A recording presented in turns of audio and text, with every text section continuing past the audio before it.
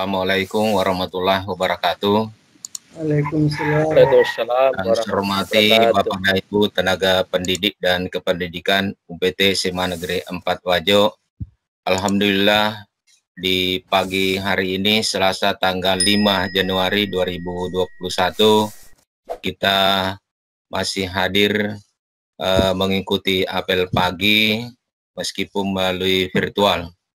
Kemudian salam dan taslim juga senantiasa kita kirimkan kepada junjungan kita Nabi besar Muhammad SAW. Bapak dan Ibu yang saya hormati, kembali saya menyampaikan ucapan terima kasih dan penghargaan kepada kita semua yang telah hadir mengikuti apel pagi meskipun belum secara keseluruhan hadir di room ini, namun mudah-mudahan teman yang belum hadir bisa segera bergabung karena ada beberapa hal yang saya ingin sampaikan dan cukup penting untuk pelaksanaan kegiatan kita ke depannya. Bapak dan Ibu yang saya hormati, setelah kami pantau juga BDR kemarin melalui aplikasi, ternyata masih ada satu teman kita yang tidak mengajar. Masih ada teman kita yang tidak mengajar, tidak masuk kelas, karena ini terbukti tidak ada aktivitas kemarin yang terjadi pada hari Senin itu. Kemudian untuk hari Selasa ini, Bapak dan Ibu, saya melihat sebelum BDR dilaksanakan, sebelum apel pagi dilaksanakan, saya melihat di aplikasi ini sudah ada beberapa teman yang melakukan aktivitas. Sudah ada beberapa teman yang melakukan aktivitas, sudah ada yang menyampaikan KD-nya dan seterusnya. Jadi ini mudah sekali Bapak dan Ibu kami pantau melalui HP seperti ini. Kami bisa melihat jadwalnya hari Selasa, mata pelajarannya, kemudian Bapak dan Ibu yang mengajar. Kemudian ketika ada aktivitas kami bisa mengeceknya dan ini hal yang luar biasa untuk aplikasi yang kita buat.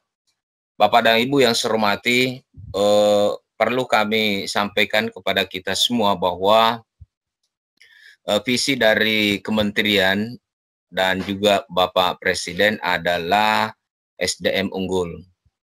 Ketika SDM unggul itu digaungkan Bapak dan Ibu, tentunya untuk mencapainya maka dibuatlah sebuah program yaitu Merdeka Belajar dan Guru Penggerak untuk mencapai SDM unggul itu. Oleh karena itu di sekolah kita juga tentunya sangat terkait dengan visi dari kementerian, karena divisi sekolah kita juga adalah terkait dengan SDM unggul itu. Bapak dan Ibu yang saya hormati, untuk mencapai SDM unggul, Bapak dan Ibu, tentunya pendidikan itu harus sepanjang hayat.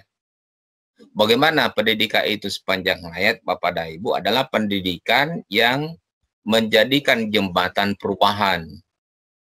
Jadi mulai sekarang di semester ini tentunya sekolah kita UPT SMA Negeri 4 itu harus punya perubahan. Bagaimana pendidikan di sekolah kita itu menjadi jembatan perubahan, Bapak dan Ibu yang saya hormati, ada 3 hal yang perlu kita perhatikan untuk menjadikan sekolah kita itu menjadi sebuah perubahan. Yang pertama adalah perubahan komitmen dan tujuan. Jadi harus ada perubahan komitmen dan tujuan. Yang kemarin-kemarin itu komitmen kita ketika kita mengajar Bapak dan Ibu, tentunya kita harus punya target kurikulum. Kita sudah punya silabus dan seterusnya. Nah, komitmen ini Bapak dan Ibu kita harus ubah. Komitmen ini adalah bagaimana kita sebagai guru menyampaikan sesuatu kepada peserta didik kita, dari yang tidak tahu itu menjadi tahu. Sehingga kita ubah mindset anak-anak kita itu untuk kehidupan yang akan datang, Bapak dan Ibu. Bagaimana tujuannya, Bapak dan Ibu? Kalau dulu sekolah itu tujuannya untuk mencari nilai, siswa itu tujuannya untuk mencari nilai, maka sekarang mindset dari siswa itu harus kita ubah. Tujuan dari sebuah pendidikan, dari sebuah pengajaran bukan mengejar nilai, tapi untuk mengejar masa depan, Bapak dan Ibu. Banyak fakta yang kita lihat. Banyak orang yang pintar, banyak orang yang memiliki nilai tinggi, tetapi apa yang terjadi dengan masa depannya tentunya tidak menjamin, Bapak dan Ibu. Ini yang kita harapkan, ada perubahan. Untuk apa nilai misalnya 100, tetapi isinya tidak ada. Untuk apa nilai 95, tetapi isinya ada. Biarlah nilai itu 80, 85, tetapi itu berbobot, Bapak dan Ibu, dan itu bisa dipakai untuk masa depan anak-anak kita. Maka ini sebenarnya yang ingin kita ubah dari tujuan yang semula mengejar nilai menjadi tujuannya adalah mencari masa depan, Bapak dan Ibu. Yang kedua, Bapak dan Ibu yang saya hormati, bagaimana pendidikan di sekolah kita itu mampu menjembatani sebuah perubahan adalah perubahan paradigma. Perubahan paradigma bagi guru, perubahan paradigma bagi siswa. Bagaimana kita guru mengubah paradigma kita, Bapak dan Ibu. Paradigma guru selalu kami gaungkan kemarin, selalu ingin memerintah, selalu ingin menyuruh, tetapi sekarang paradigma guru itu harus menjadi fasilitator, harus menjadi inspirator, harus menjadi motivator. Itu yang harus kita ubah pada diri kita, Bapak dan Ibu. Jadi selama ini kita dianggap bahwa guru yang hebat itu adalah guru yang ditakuti, guru yang hebat itu adalah guru yang suka memerintah, tapi sekarang guru yang hebat adalah guru yang punya inspirasi bagi peserta didik, Bapak dan Ibu. Bapak dan Ibu yang saya hormati, selanjutnya bagaimana dengan paradigma siswa? Juga kita harus ubah paradigma siswa. Paradigma siswa, kita harus jadikan siswa itu sebagai siswa yang mandiri. Bapak dan Ibu yang saya hormati. Banyak siswa kita seringkali ketika menemukan sebuah kesalahan, selalu disalahkan orang lain. Selalu disalahkan benda. Saya berikan contoh, misalnya ketika ada anak yang jatuh di dekat meja, maka selalu kadangkala kita sebagai orang tua langsung memukul meja, menyalahkan meja. Itu tidak bertanggung jawab, Bapak dan Ibu. Tidak mendidik anak itu menjadi anak yang mandiri. Yang menjadikan kita adalah membuat anak kita mandiri, jangan dipukul meja, tetapi beri dia penjelasan bahwa yang menyebabkan jatuhnya itu adalah karena dia perlakuannya itu yang tidak benar. Jadi mari kita mengajarkan anak-anak kita itu supaya bertanggung jawab terhadap perilaku yang telah dilakukan, Bapak dan Ibu.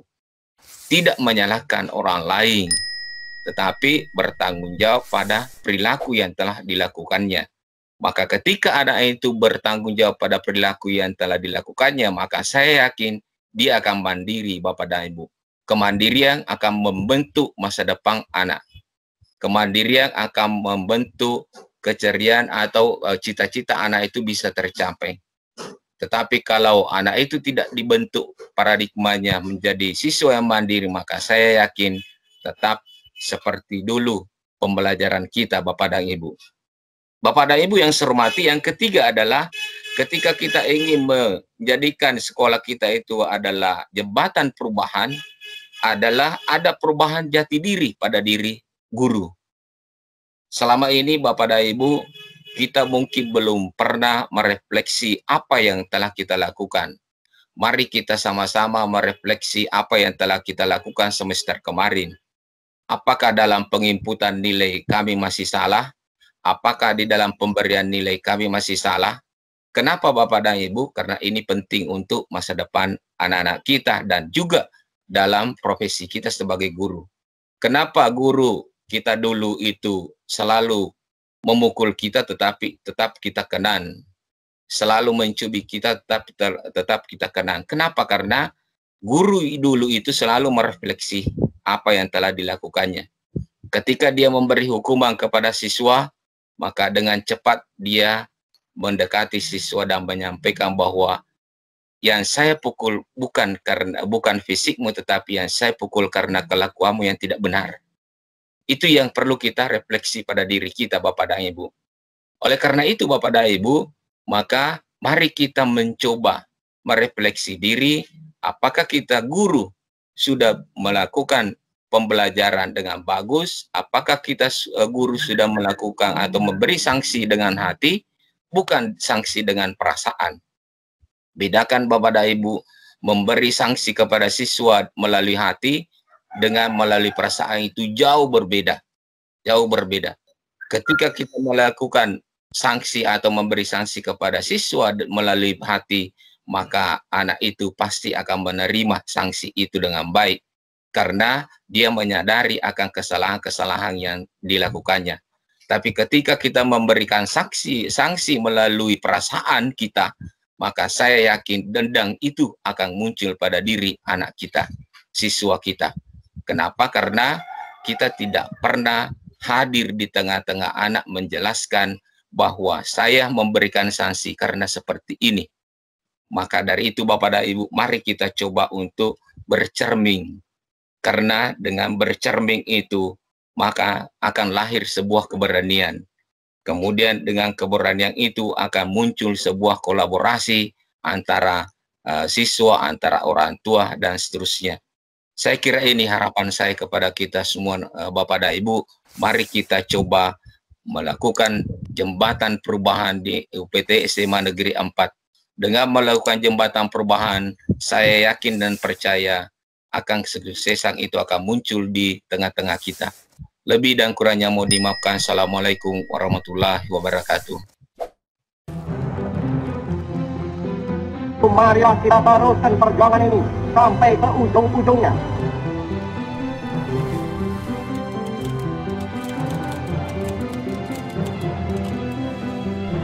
Kalau Anda mengatakan mimpi tidak mampu, saya sudah buktikan mampu kok.